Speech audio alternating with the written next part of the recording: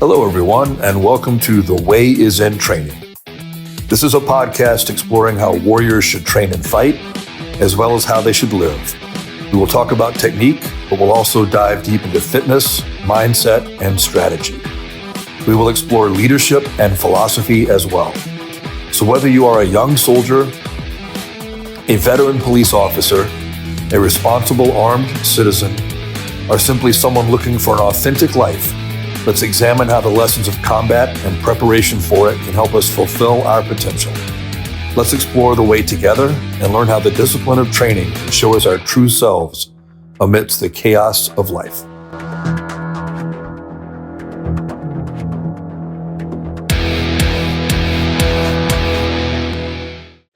Hey everybody, welcome back. On this episode, I've got my good friend Matt Rakestraw back for another time. We're going to talk about training and probably dive a little bit into the double action only world, because I think he's been playing with that a bit lately. So just real quick for guys that missed the first one, Matt, just kind of go over yourself and your background a bit, and don't leave out the author stuff, because I think that's pretty important. Yeah. All right. Hey, everybody. Hey, Internet. My name is Matt Rakestraw. I go by Gunpowder and Paper on the interwebs because everybody needs a fun little name, right? So I originally started shooting as like a very mild-mannered book collector. Found a book, this blue book called it was the Gunsight book, Modern Way of Shooting, or Modern Way of Pistol Craft, whatever it was called. I still have it somewhere. And that kind of took me off on this really fun and bit of self-discovery and training, and a lot of failing, but a lot of learning, and I really liked it. Currently, I think of myself as a performance-based shooter. I've earned a lot of different patches. Matt Little's cool Graybeard Actual 345 card, 2 Modern Samurai Project black belt patches, 3 Complete Combatants, 2 turbo pins from Gabe White. 1 was perfect. So on and so forth. But probably the coolest thing that I'm really proud of is I write notes. Currently, I have over 120,000 words for free. I think over 250 pages of notes in my Instagram, in my bio, and on Facebook, which are free about modern classes. And I think they're pretty well edited because, I put a lot of good work into them. They're definitely solid. And I'm going to say the same thing I said the first time you came on. You need to put them together into a book. I will. Because even though they're available for free, people would still buy to have them all in one spot in a book that they could hold in their hands. Yeah. I'd buy it without a doubt. I really need to do that. It'd be a lot of fun. I could finally be a published author, and then I think I could rest on my laurels for the rest of my life, right? Speaking as a published author, it doesn't seem to work that way. Yeah. And we were kind of discussing this right before you hit record, but it's like the more work that you have, like, what was it? What was the exact words that you said? The better a job you do, the more work you're given to do. Yeah. And it's like, the more that I write, the more that I train, it's like the mountain never gets smaller. It gets taller, and there's more dragons to fight, and there are always harder dragons to fight. And it's like, man, it never ends. Sometimes you need breaks. Sometimes you need discipline. Sometimes you need motivation, or just fun. But it's, my God, the writing never stops. The training never stops. And it is just a joy. I'm so grateful to be on this journey. So I have a theory about that. And I'm going to kind of wax philosophic for a minute, if you'll indulge me, right? Yes. Just speaking as somebody who's been on the globe for over half a century, right? That, I think, really is the meaning of life. Like it really, all the cliches, all the platitudes you see on Instagram and stuff, there's a lot of truth to them, though. Like they're taking them from somewhere true. Is that the journey really is the destination? Like that really is the point of it. Because I don't think there's ever such a thing as having arrived. Like there's no stasis. Nature has no stasis.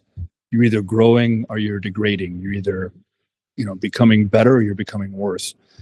And that doesn't mean that there aren't different times and places in your life. Like you can't always be in your physical peak, obviously, right? But that also is no reason to stop learning and improving. You can still improve technically. You can still improve intellectually, knowledge, academically.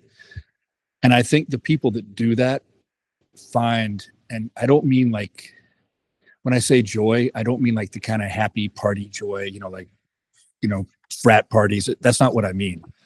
but that the real joy, the real like kind of self-satisfaction, I think comes from always learning and improving, I think.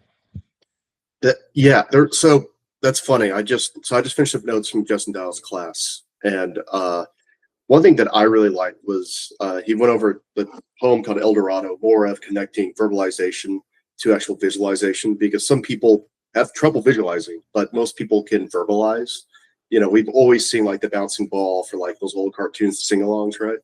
But I was sick one day, and unfortunately I had my not typewriter, not that vintage, but I had my computer, and I read the El Dorado poem, and it's about a knight looking for El Dorado, and he eventually fails because, of course, you never find it.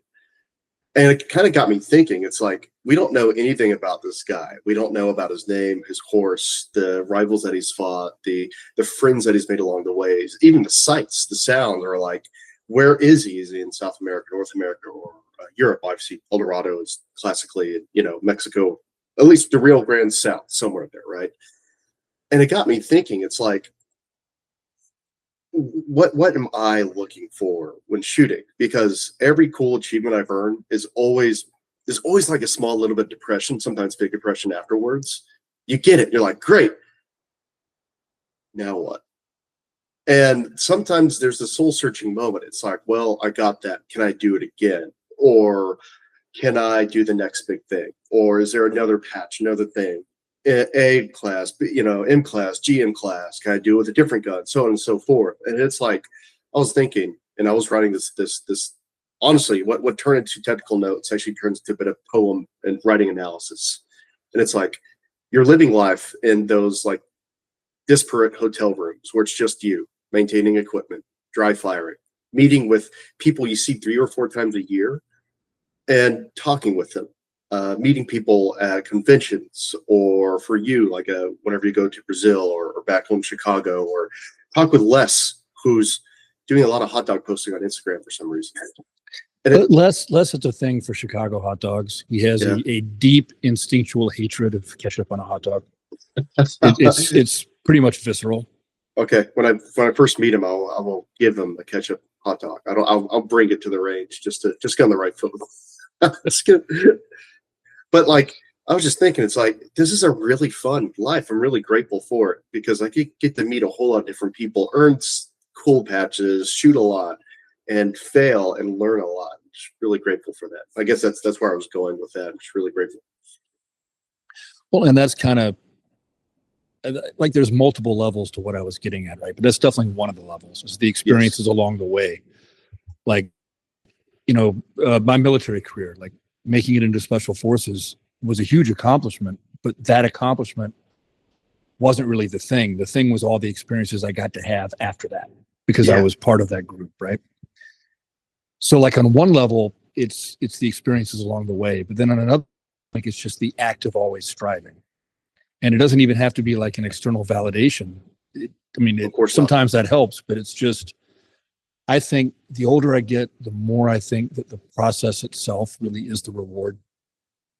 I start to understand more and more, like, how, in the Middle Ages in Japan, a lot of the samurai would become, monks in a Zen monastery, not necessarily because they were overly religious people, but because there was that process, right?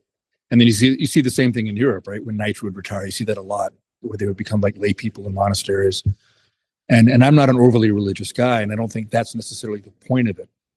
I think the point of it is, you learn more and more that having that process, that regimen, that discipline, regardless of what it is, gives life a meaning that you don't have without it.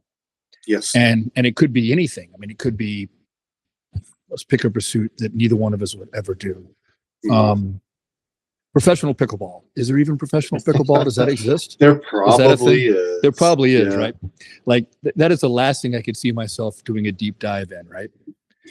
But someone who did that with the same participation in the process and mindfulness in the practice would get the same benefits from that somebody gets from shooting, or from martial arts, or from the study of engineering, or that Elon Musk probably gets from SpaceX, right?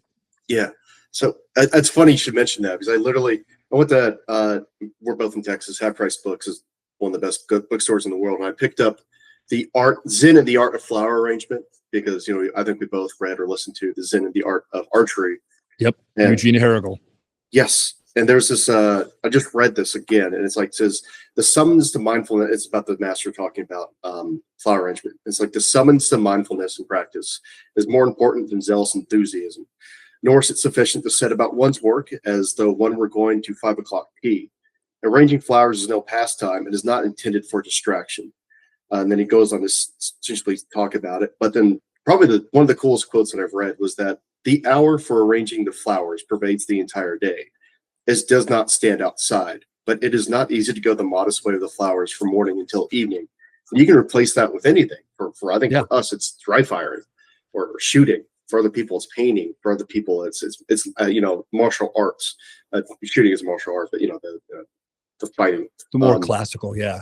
Yeah, and it's like, wow, like I'm really digging the Zen and the Art of Flower Arrangements, probably more than the archery one, just because it's a little bit more about like the actual instruction and like how to actually teach people who want to learn, that's much easier than teaching people who don't want to learn.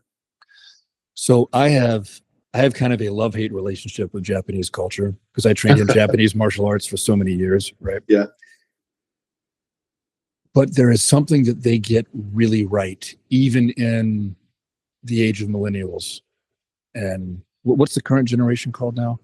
I don't even want to know. I think Gen Z. Z, I think it's Z. Is there something after Z? Alpha. I think it's got to be Alpha. Yeah, Gen Alpha. Like the young kids, the second gen iPad kids. Right. So even the people that are growing up with the atrophied attention span from the constant flow of information at our fingertips. Yeah.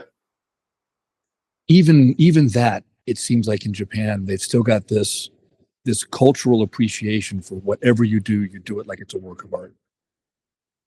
And I think the best people at anything in any culture have that personality trait. They try to live their life like a work of art. They try to do their craft like it's the most important thing in the universe because it's their craft. Yes. Right? And I think there's a lot to that. I think you can find a lot of meaning in that. And it doesn't have to be a hobby. It could be what you do, everything you do, like cooking, making a peanut butter and jelly sandwich. Like make it the best PB&J with the things that you have, right? And like eat it because my God, it's a PB&J. Who doesn't like those, right? Or put ketchup on that hot dog. Make sure it's the best ketchup. The best squiggly pattern. You're gonna drive less crazy when you listen to this one. You know that, right? So going back to special forces, right? Mm-hmm. This was something that it's something people don't realize about that community is they very much have that attitude about everything they do. Everything you do on the team, you're always looking for a way to make it better, to make it more efficient, to make it simpler, to make it more fail-safe. Like I got so many little tips and clues on things with weapons handling and manipulation from my friends that were never competitive shooters and had no interest in it because they still cared about being the best at their jobs. And that's not saying that they would have been master or grandmaster level shooters. They had different priorities, right? Right. But little things like the way I reload a rifle, I got from a guy that taught at Suffolk. And, just all these little tips and clues and tweaks. And it's the only group of people I've ever personally been part of where everyone had that. Every single person I knew, even the guys that were the least talented, they still had that desire to be the absolute best at everything they did. And I think that, well, like I said, not to overstate it, but I think that pretty much really is the secret of life right there. The meaning of life, I should say. Yeah. Is like always caring, always being mindful and like trying to, is it as simple as doing your best or is there a better way to say that? Because like, I get what you're saying. How would you phrase that in like I don't think I wouldn't say it's doing your best because that doesn't imply the same level of like creativity and innovation, right? I would say it's more like finding a way to do things better. And there's always a way to do it better. So it's not like just doing your current best, which of course you want to do. I'm not saying it's a bad thing. Right. But that leaves out what I think is the crux of it, which is always being innovating and searching and trying to find ways to do things in a better way. It's like always strive. Yes. Like one must imagine Sisyphus dry firing. Well, at least Sisyphus always had a backstop. He could have just live fired all the time. But knowing the gods, they would have given him a high point to punish him. But then he would have been the best high point shooter ever. Absolutely. Yeah. Well, he's got to get the drills done before the boulder rolls. And he'd be the fastest as well. Or just do a whole lot of one-handed shooting, pushing a boulder up. I wonder how many people are listening to this and have no idea what we're talking about. God, I hope we didn't lose him. Yeah. So for anybody who's not aware, Sisyphus in Greek mythology was the guy who was doomed to always roll a boulder uphill. When he would get it to the top of the hill, it would roll down and roll over him and carry him back to the bottom of the hill. And it was a never-ending labor. And that was his sentence in hell. And then Albert Camus, later wrote a really interesting essay saying how this is really the best fate you could have is you always get to start again. And that's really awesome because like even if you wiped out or even you succeeded for shooting or dry fire or raging flowers or cooking, you get to start again. Like didn't you say like one of the coolest things you said is like when you were unfortunately injured, you dry fired with your vision in the hospital, right? Yeah. And that was probably like, and I'm not putting words in your mouth, let me know if I'm wrong. The situation probably sucked, but that was probably some of the most grateful dry fire you've ever had because, oh my God, you're alive and you get to at least do some sort of vision stuff. Yep. And like even going back as far as, and I was thinking about this the other day. So when I went to basic training, I was still doing traditional Japanese karate, right? Mm-hmm. And kata is a really big part of the practice in karate. And it's these patterns of movement. Everybody knows what they are. They've seen the movies. Yeah. So there would be these just torturous times in basic training where basically they would put you in formation and make you stand there until somebody fell down. And, you know, if you were at parade rest, your shoulders would be killing you. Your lower back would be killing you. It's just, and it's boring. You're just standing there for hours on end. So in my head, I would just do all 26 of the Shotokan kata over and over and over again in my head. Yeah. And if I had been a shooter then, I'm sure I would have been dry firing in the back of my buddies' heads in formation. You know, and I think there's always a way, right? There's always a way to be doing something to work on yourself, to improve yourself, to sharpen yourself. And that doesn't mean you don't get downtime. I don't want people to think, of course not. Yep. Yeah, I mean, that's part of the equation. You have to rest and recover too. But overall, there's always a way in your lifestyle, in your life, and the way you're living to find some way to improve yourself at whatever it is you want to improve at. Yeah, like I haven't yet published or put on Instagram like a 4-step method on how to literally how for anybody to get better. And one of those ways is to develop a love of practice. And I'm writing the notes to make this video is I want to make sure every word is right. That there's a difference between loving working hard, like, oh man, I'm exhausted, I did great. But what did that actually do for you? Because you still need rest, you need relaxation, but you can always strive to be better. And guess what? Downtime, sleeping, getting 8 hours of sleep if you can, or resting, making sure your hands are okay. That is part of striving to be better. You're not working hard, but for some people who love the idea of practicing until their hands get bloody, sometimes you need that, but sometimes you need to let those poor hands rest. You know, and I've been guilty of this in the past too. Like this is one of my weaknesses. It's all right. They can get over the camera moving. It's no big deal. Okay. So this is one of my weaknesses, right? Is that I can fall into that trap. Mm-hmm. And I think it's from a childhood, you know, idolizing guys like Musashi and Masoyama and guys that said you should train more than you sleep, right?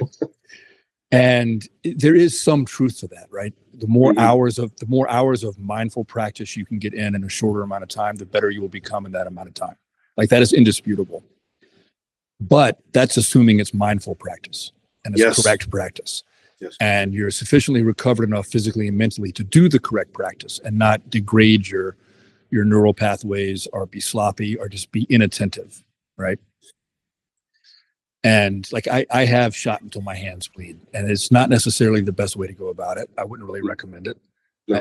I would always, Pretty much everything I've ever written about could be boiled down to don't do some of the things I did. That's a big book. It is a very big book. It is a very big book. First edition was like 440 pages, as a matter of fact. But what I'm getting at is I think the mindfulness is the key, and I think learning to practice and learning to learn is the key, and that's a skill. It's like I always talk about how teaching is a skill independent of the skill being taught. Yes. Practice is also a skill independent of the skill being practiced. Yes, if you can.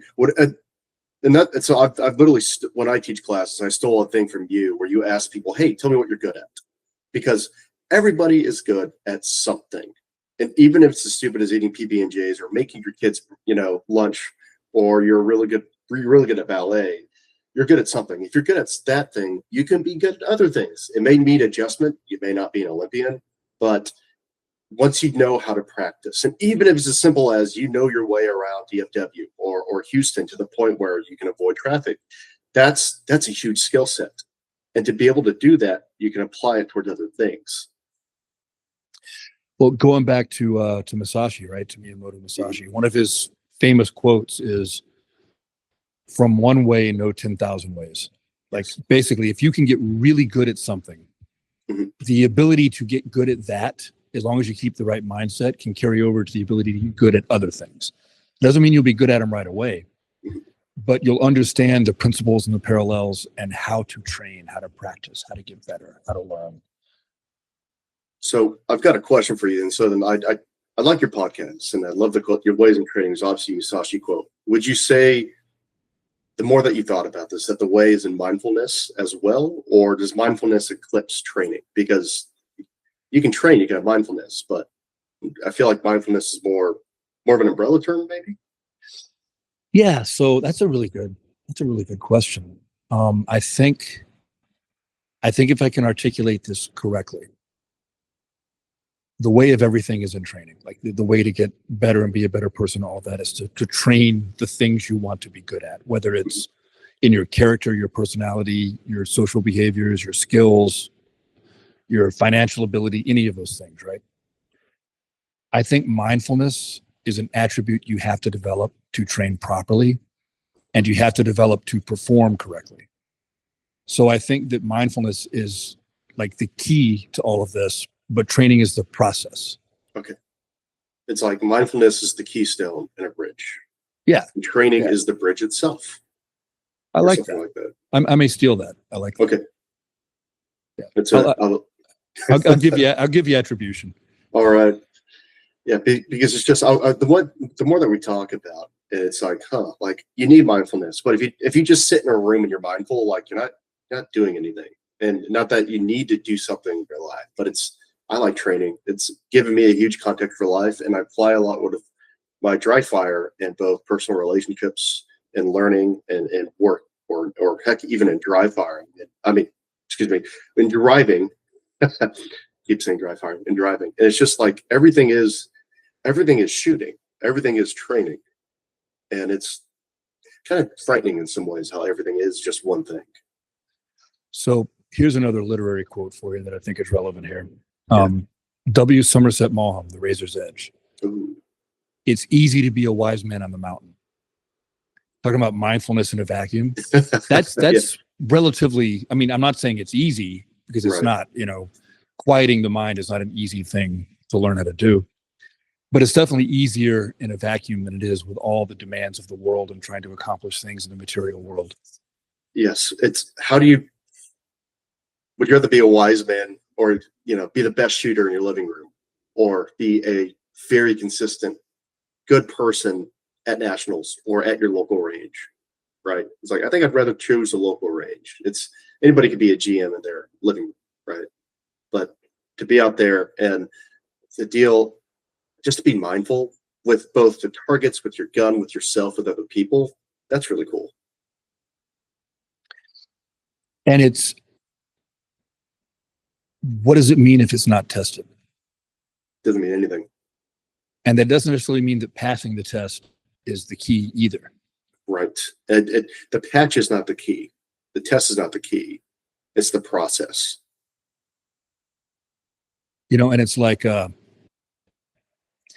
back in the dojo these days, and I'm doing Brazilian jiu-jitsu, which I've dabbled in before, but never done really seriously, right? Mm-hmm. And I'm finding a lot of parallels between the way I now look at local matches and the way I look at rolling in the dojo, sparring on the ground, grappling on the ground in the dojo. And I'm going to reference something a buddy of mine named Bryce Frank said. Bryce is a SWAT cop in Illinois, and he used to be a professional kickboxer. He was actually to my knowledge, he's the only heavyweight professional kickboxer to get a knockdown with a cartwheel kick in a professional match. Jeez, is that on video? I want to see that. It's on YouTube. It's on YouTube, apparently. That sounds like a Street Fighter character move, which it probably is. That's ridiculous. Pretty much. Yeah, pretty much. Brutal. Pretty I love much. it. I'm gonna look that up right after this. So we were talking about training and about how people get too wrapped up in winning or losing in the process of training. And the reason why that's an issue is because if you only want to win when you're trying to get better, you're never going to work on the things you need to be better at. You're going to work on what you're good at, because that's what gets you the wins. Yes. You're not going to put yourself in disadvantageous positions to learn how to handle them better, right? And he said something I really liked. And I quoted this in a podcast just the other day. So it's going to show up in a couple episodes. Everybody out there, forgive me, but it's important enough. You should listen to it twice, right? He goes, nobody ever paid me to win a round of sparring. I get paid to win a fight. Sparring was for learning. I didn't care if I won or lost. I cared if I learned. And I really like that, and that kind of ties into something I've always felt. And I've gotten some pretty heated discussions with other guys in the community about this. And understand when I say this, I'm not really talking about ego in the sense of pride. Okay. Right? I'm talking about ego like in the Zen sense, where it's considered like attachment to appearances, needing to appear a certain way. Ego is the death of improvement. When you have to appear a certain way, when you have to appear infallible or at a certain level, you've stopped growing. Because the only way you grow is by making those mistakes, even if they're small, and sharpening things. You're never going to get any better if you're stuck at where you're at now. Yep. So recently, I went to a shooting class up in Washington, taught by a guy whose last name is Clark. Good guy, really cool guy. And one of the coolest things that I did at that class was a friend lent me a really awesome Dan Wesson 1911. And I love 1911s. John Moses Browning was literally put on this earth to arm Americans with the best pistol. Hallowed be his name. Yes. Brett is a close second in my opinion, but that's my opinion. And all that aside, I trained up with that by using a Colt M45A1, which has a bigger grip safety. And the entire class, I struggled with this grip safety for this Dan Wesson. And it was such a beautiful moment because I was just I wanted to throw this gun through the berm. But I had to pay attention exactly to my grip cues. Yep. That the trigger and the sights, it had a giant SRO in it. The trigger, it's free. It's a 1911. My God. You still have to pay attention to it for the context of this class. I had to pay attention to the little things. And that was probably the coolest moment. I was very visibly frustrated the entire class, but I really, really, really enjoyed it. I'm going to buy that 1911 from that guy. I'm debating whether to actually shave or have a gunsmith shave just a little bit up, just to tune the grip safety like the way AJ Zito does. But I love that. And it was like, I'm a good shooter. Some people knew me from internet, which is still weird. And still kind of getting used to that. But I looked like an ass in front of everybody, struggling with a 1911. But I loved it because it's like, this is great. I have to match my grip exactly where I need it to be, which is different than with my Berettas or Glocks. And it was so freeing. It was so fun. And it's like, I don't care if I look like a lunatic pressing the trigger on a dead gun until I shift my grip. And it was really fun. It's really exciting. And to bring it full circle, it forced another level of mindfulness. Yes. And it was like I was dry firing in the hotel for quite a long time, more than I usually do, just to practice that mindfulness of I need to get the script cue. I need to get the script cue. I need to get the script cue. And I haven't dry fired like that in a very long time. It was really, really fun. So now that we've probably gotten multiple people lost in the weeds with philosophy and literature and Zen parables and everything else, let's talk about the double action only trip. Let's talk about so kind of a good segue. So like, what is hard about shooting? I got my light on here. So typically, like people don't like the double action because it's longer and heavier, right? People want the most crisp, the trigger with the lightest trigger. If I could, I'd love to get a gun that shoots itself, right? I'm finding it, and this is actually a really good segue, that managing the double action trigger for every shot for double action only is helping me be really mindful for the trigger press. So my really brief, my actual shooting journey for guns was my first actual real useful carry gun was actually a Colt Gold Cup. How useful that can be, people can debate in the comments, right? Because I actually broke the sight with hardball. But then I went straight to Glocks and then Berettas, mainly because of you. The other reason was a guy put a Beretta in my hand. I'm like, "Ooh, this feels nice." Probably like the third person in the world to ever say that. But I struggled really hard with that double action at first. And then I figured, oh, okay, I can use it to steer the gun a little bit more, and I can go into what that means later. But then it's like, oh, the single action is, especially when tuned up by Langdon Tactical, is really, really, really nice. Almost as good as a 1911, as people say, right? Like that STI DVC you got me, it's easy to rip off 15 splits, but it's really damn hard to carry an open gun. I can do it in Texas, but it's like, oh boy, is the day. It's like, let's go. But we gotta have like a little sidebar here for a minute. Yeah.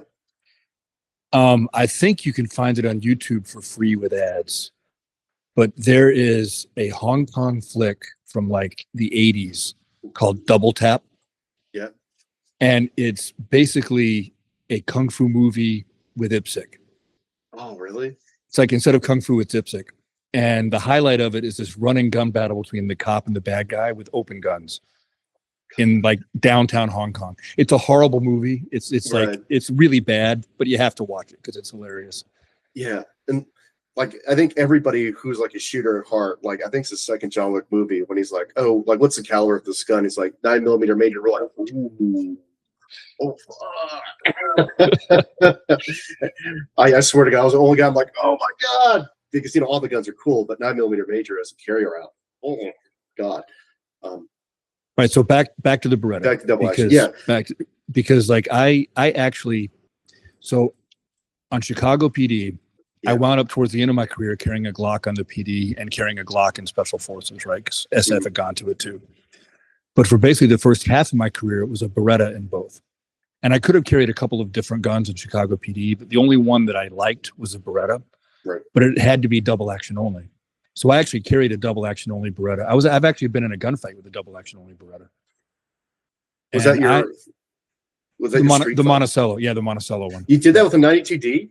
That was a 92D. Hell yeah, dude. And not a nice 92D like this one. You got yours with the like 16-pound hammer spring.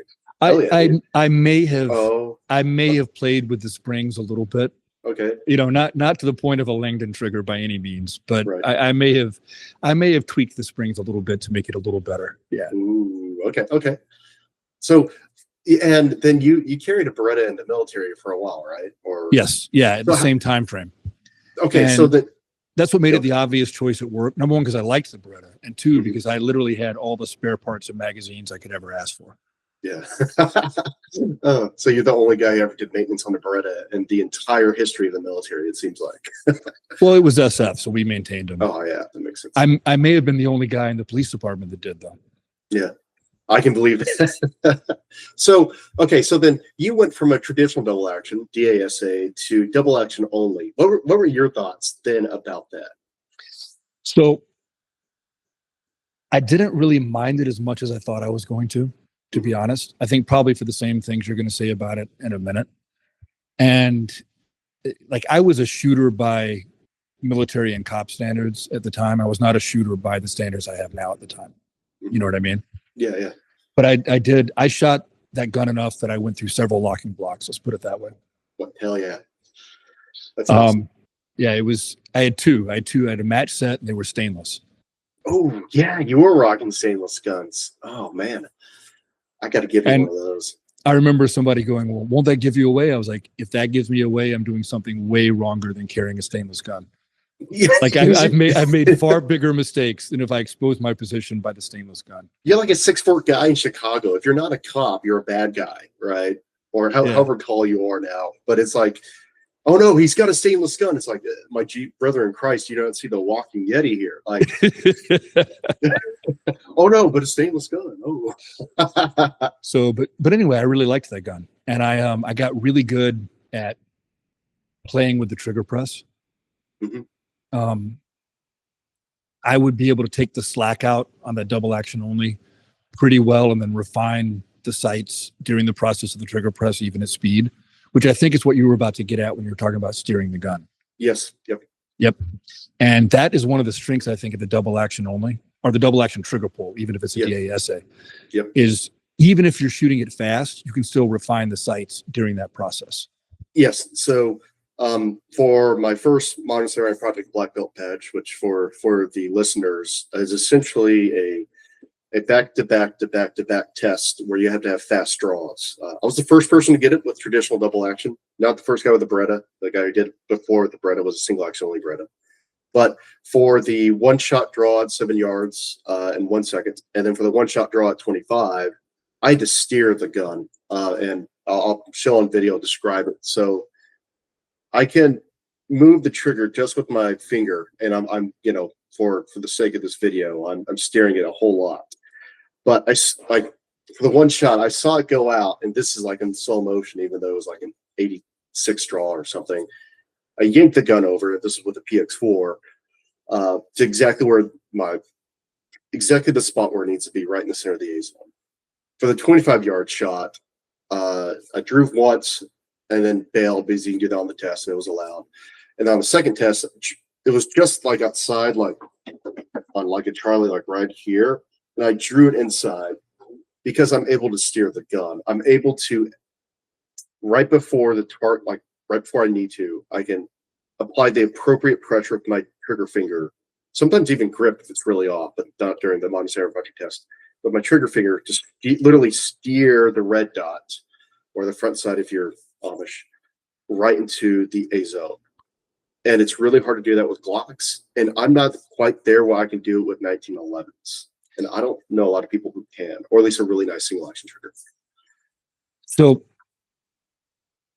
I do find myself steering the gun with 2011s and 1911s. Okay. I use a bit of a different mechanism than in so much like the pressure on the trigger. Yep. I'm using like micro adjustments with my strong hand grip. And I find the wall of the support hand thumb. So something Frank Proctor told me like way back when we were in the Army together was he believes in not pressing into the gun with the support side thumb, but making it where it's like a wall where the gun can't go past it. Yes.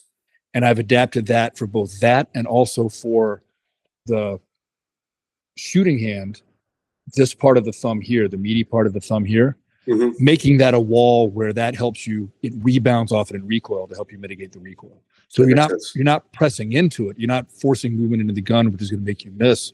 Right. You're saying that the gun cannot pass. It's not getting past this point. Right. Yeah.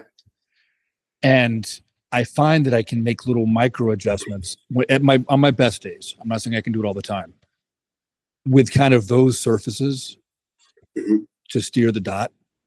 And lately I've been seeing it a lot. I've been really kind of enjoying, there's a drill that Mike Seeklander and Max Michel came up with called Transition Hell. Oh, I hate that drill. I love it. I love it and hate it at the same time. Right. I'm not that good at it. It makes me crazy. Is it anybody except Mike? I mean, I don't know. Probably not. But yeah. The mics, both of them. God bless them. Yeah. Okay, mics. Yeah.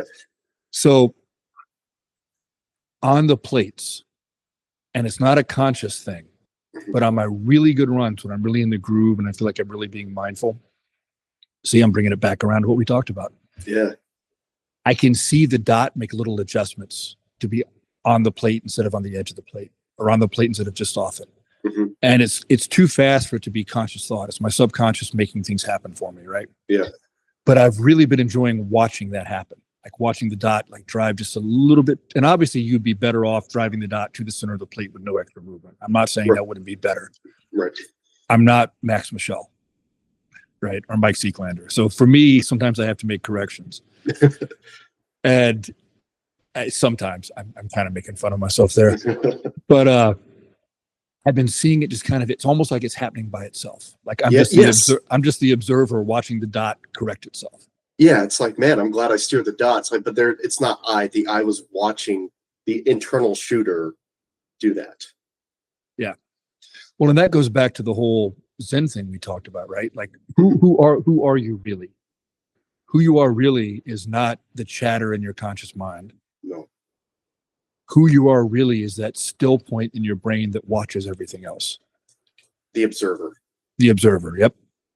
And the more that you just observe, and I hate to say let go because that seems so trite, but the more that you let go, the more that I find that I'm better able to just shoot at higher levels.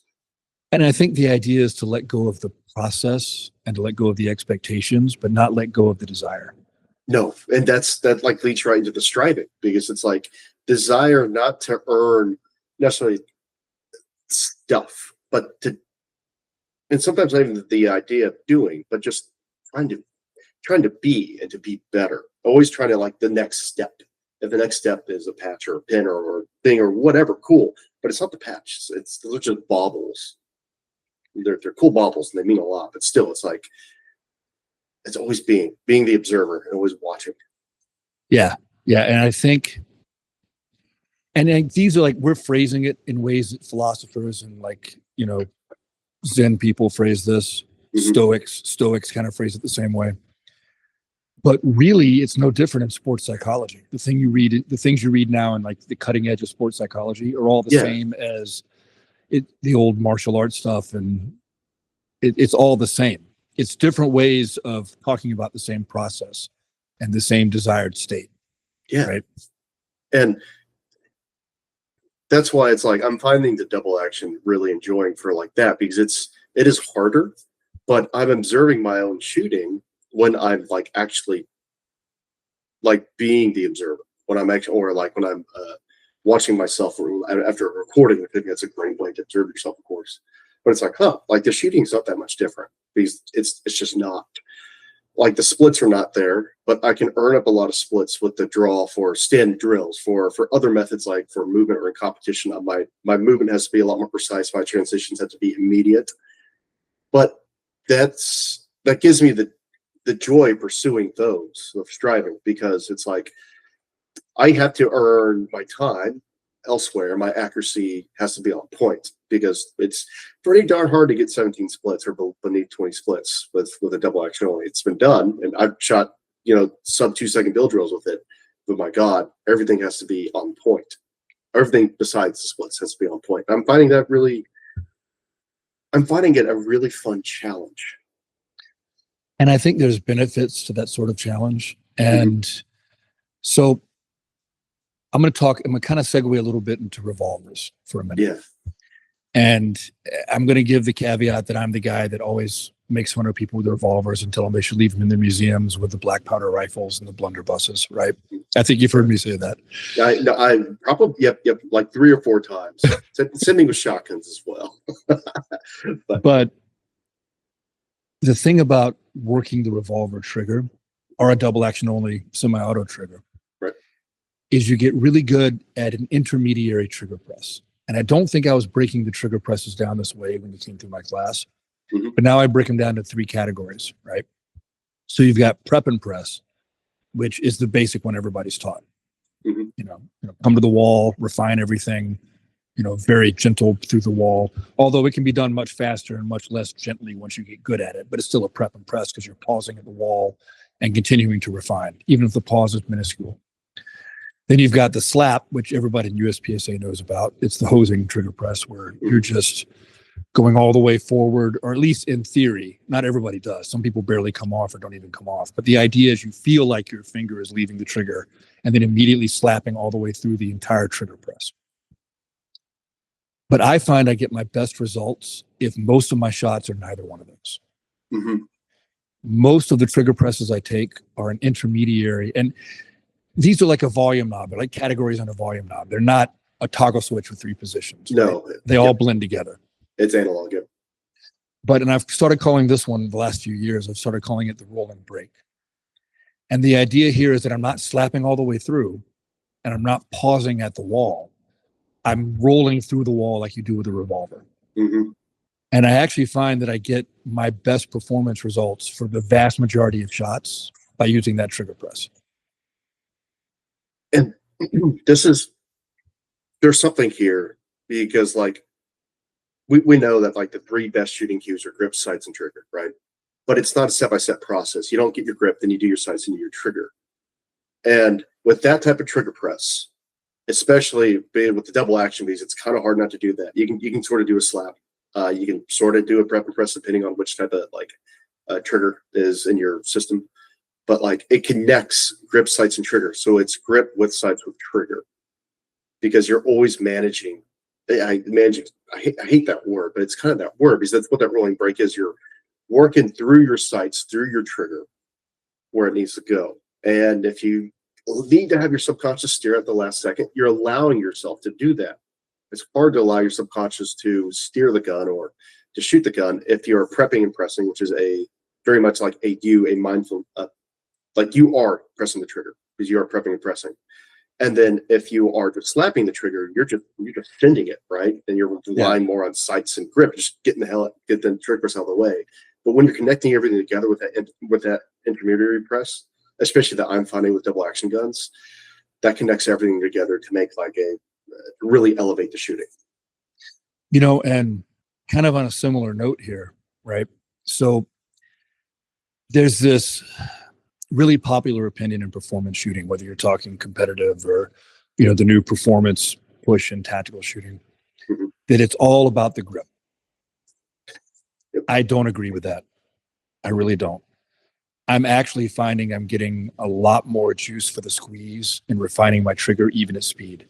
Playing around with, the way I slap the trigger for a slap, playing around with the way I do the prep and press or the way I do the rolling brake is giving me a lot of mileage.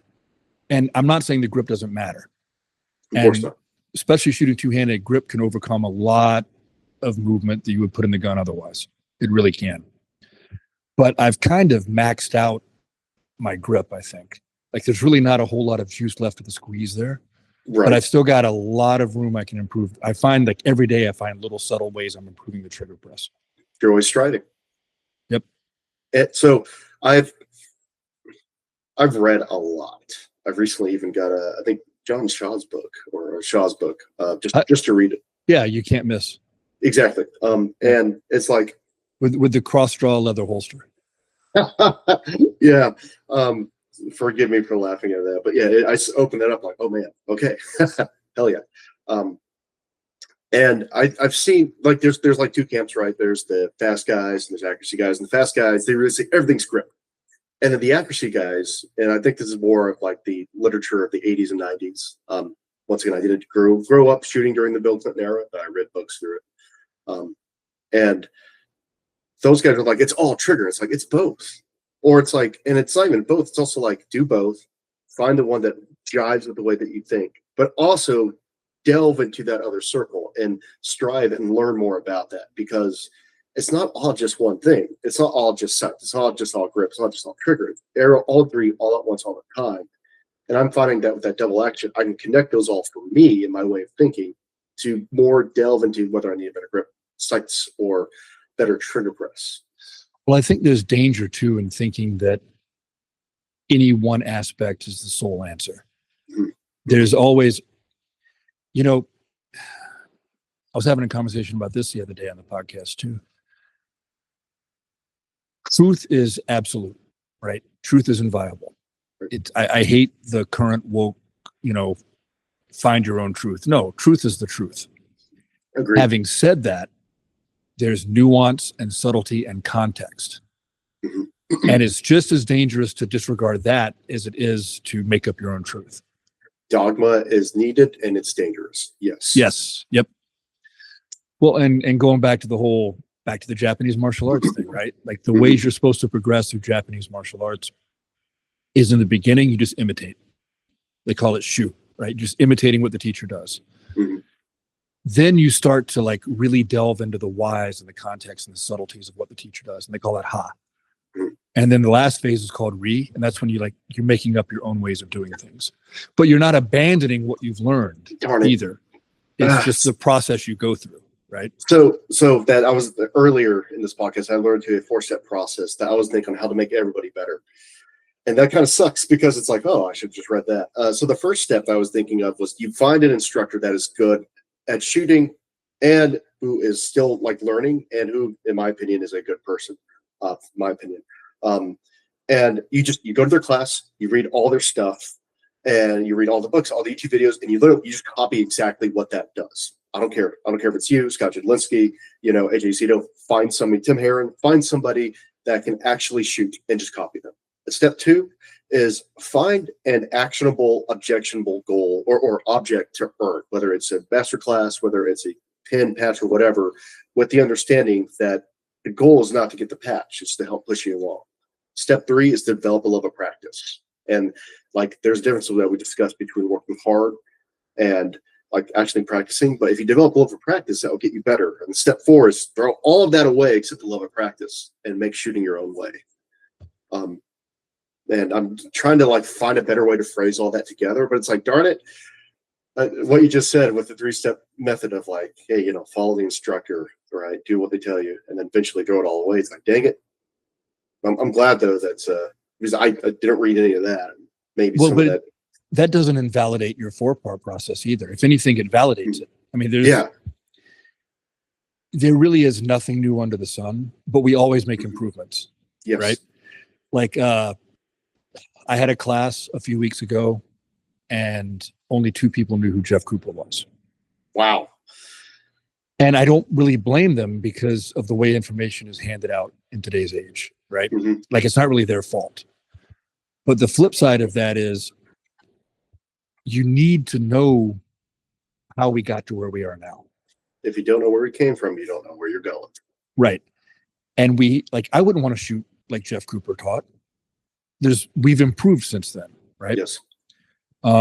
Back to the martial arts. I mean, MMA has made a huge improvement in many aspects of martial arts. There's still gaps because it is a consensual encounter, not self-defense, but that's a whole nother podcast. Right. And there could be a podcast about shooting with that too, as a matter of fact. Yes. So, we're making improvements all the time, and we should. We shouldn't just stay where things were. We should always be finding new ways to do things better. Mm-hmm. But that doesn't mean you throw away everything the generation before you did, because then you're not learning from history. You're repeating it. Yes. Probably, and I don't like to talk about myself, but I think one thing that separates myself from other shooters my age is I started off with Jeff Cooper style shooting, not the Weaver stance of Jack Weaver, but the Weaver stance of Jeff Cooper. To this day, I might be the best Weaver shooter in the world. And I will send you this video of myself, like back in 2016 or 17, which is forever for me, not forever for you. There's me at an outdoor Glock match, my brother in Christ. I am rocking that Weaver stance. And I am really thankful for that because I get to see where we were, or at least halfway in the midpoint, because we know shooting, really started much more before that, but that's where it kind of took off the modern method. And I get to talk to people who are still shoot like that. I'm like, hey, I've been there, which is weird to say because I'm like, twice under their age or whatever, age divided by 2. But the difference between me is I saw how people used to shoot. I used to shoot like that. And then I went from there to other methods to this new method to finding these out on my own. And that's given me such a big background of knowledge that I don't know a lot of other people who have that same love of reading historical documents or knowing how to shoot the good old push pull elbow at 90 degrees and your legs must be straight while shooting the Weaver stance. So I've got a segue here too that kind of bears into this. So let's talk about tactics for a minute, right? Okay. Yeah. So because we're both really more tactical shooters than competitive shooters, even though we compete, right? Right. So techniques have improved, but the principles of conflict haven't changed since we were throwing rocks at each other. Yes. And I think people do themselves a big disservice by not researching this stuff, right? And I mean everything from like reading the Book of Five Rings or The Art of War to Mhm. reading about Jelly Bryce or Frank Hamer Or Bill or Jordan. Yeah. yep, or Charles Askins or Bill Jordan. Mhm. I have a signed copy of Bill Jordan's book addressed to my dad. That's awesome. Yeah. Yeah, Bill Jordan taught my dad how to shoot. Oh man, I'm jealous. I'd love to take a Bill Jordan class if he was still around. Yeah, no, and the whole thing with the wax bullets and the revolver and shooting bottles off his kitchen table. Yeah. Oh man, that's awesome. Yeah, he was doing VR dry fire before VR existed. Before the concept of VR, right? Yep. Heck, 50 years after science fiction was invented. So, and it's like human beings, and this is for training and tactics, human beings are a system. Most people have 2 arms, 2 eyes, 2 legs. Some people don't. Some people have more. For any system, there are both good ways to do things and bad ways, and there are efficient ways and non-efficient ways. Do the non-efficient ways work? Absolutely. Do the efficient ways work better?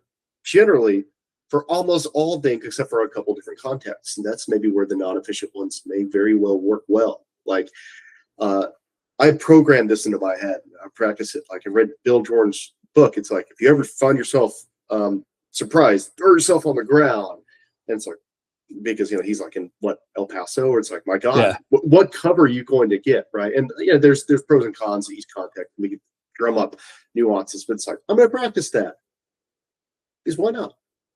Yeah, well, I mean, supine shooting is something that's viable for the real world. Mm-hmm.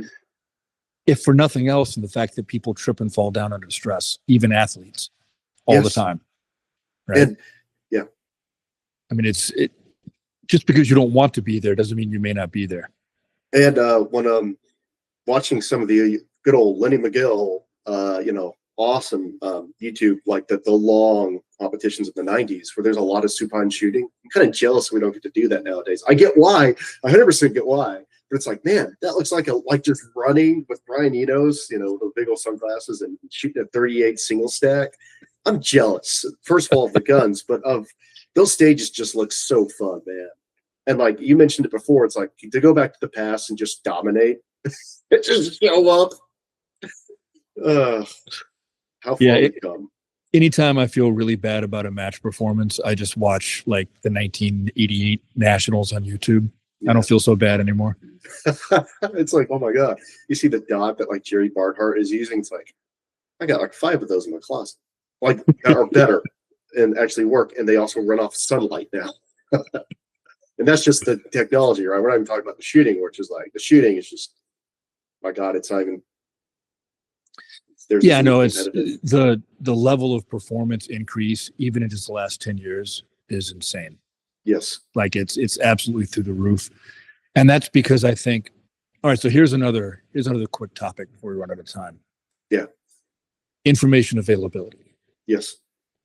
Because when I first started shooting for a living, as a cop and a soldier, pretty much all that was available was like Barnhart's VHS tapes. Soldier of Fortune magazine, maybe. Soldier of Fortune magazine. Oh my God, you are relevant to the Cold War. About after the first third of my career, you could get like the Lenny McGill stuff and all of that. How to shoot fast and accurately. and now you could go on web.archive.org and get the entire Paladin Press catalog for good and for ill, right? I'm not saying people need to go read everything, but it's like, my God, you could get all the classics for free. You can read Ed McGivern's book right now, literally right now, after watching this podcast. You can watch the best tips from grandmasters from excellent people like you for free. It's wild. So Les Kismartoni for my birthday one day gave me a hardcover of McGivern's Fast and Fancy revolver shooting. Man, what a good present. Yeah, no, it's really cool. And like people, so that we have all this information available now, right? And that's both really good because it's enabled this learning curve that's just so much steeper and more efficient than it was before. But in some ways, I think it's kind of bad because there is such a thing as too much information at one time. Yes. Oversaturation of information at one time is a thing. And then also, I think it causes people to like we said, neglect some of the historical stuff that does have value that you can learn from. And and that's not even talking about like from just a sheer, human standpoint, the negative effects of the dopamine hits and the fast flow of information.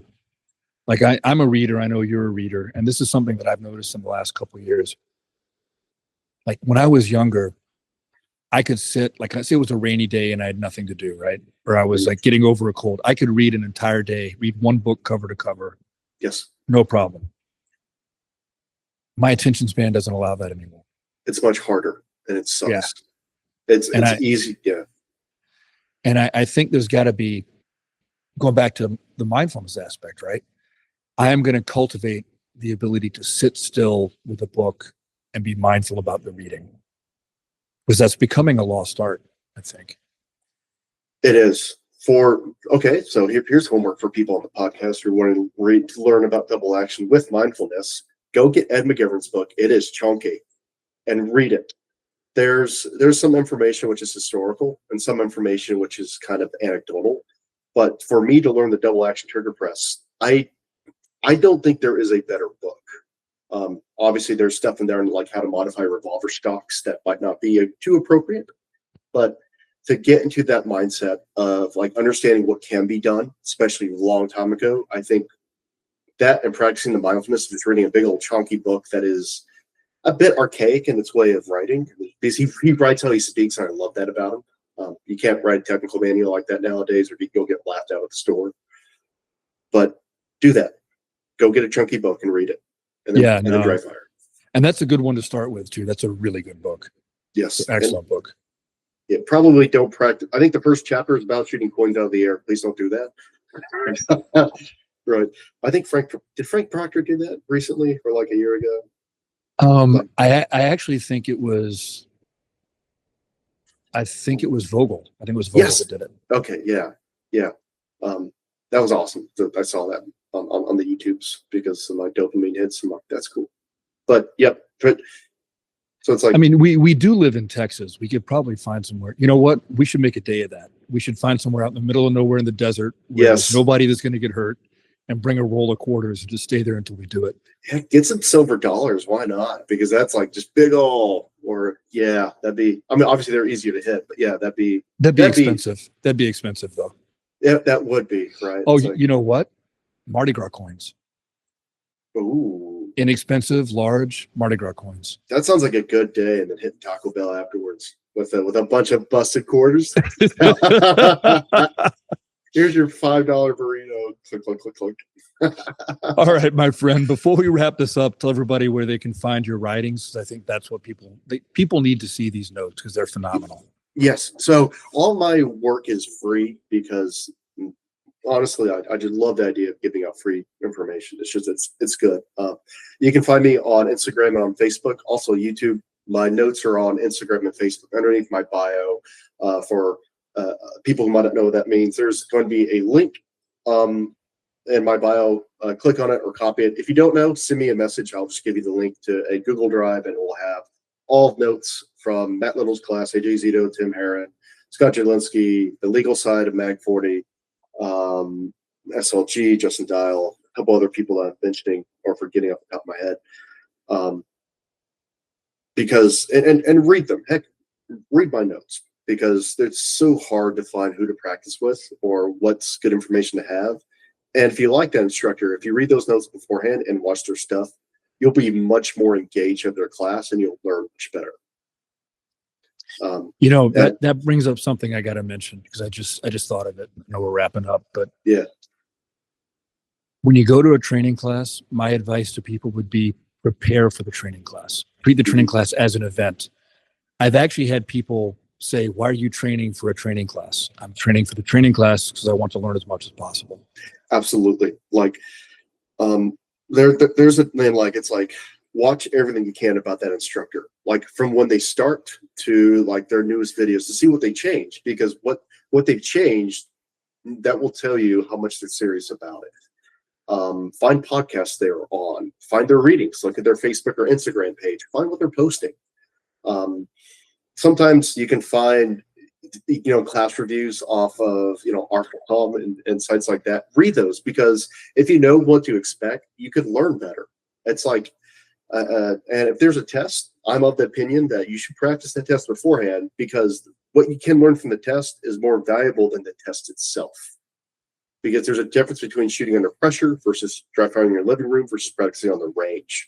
Obviously, that is a big podcast in and of itself that we can have, but prepare for the class. You will learn much better and get more enjoyment out of it. Well, as always, my friend, it's been a great conversation. Lots of rabbit holes gone down this time.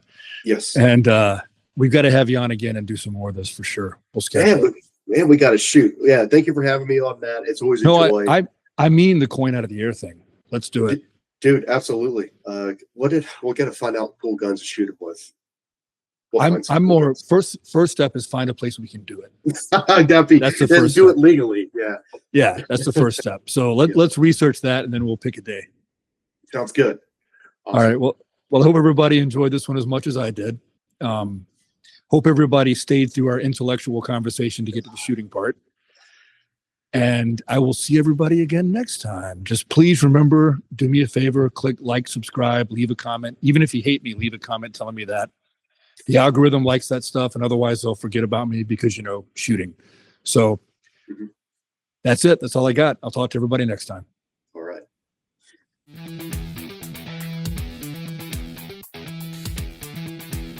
Thanks for tuning in, everyone. I hope you enjoyed this episode of The Way is in Training. Please come back again as we explore how training makes us better at our craft and better in our everyday lives. See all of you soon.